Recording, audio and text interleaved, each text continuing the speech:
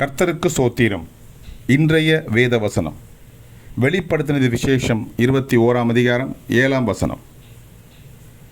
ஜெயம் கொள்ளுகிறவன் எல்லாவற்றையும் சுதந்திரித்துக் கொள்ளுவான். நான் அவன் தேவனாயிருப்பேன், அவன் என் குமாரனாயிருப்பான். ஆமென்.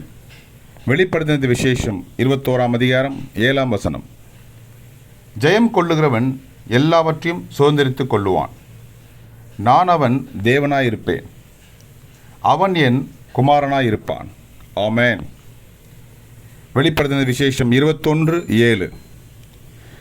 கர்த்தர் உங்களை ஆசீர்வதிப்பாராக, உங்களோடு கூட இருப்பாராக. ஆமென்.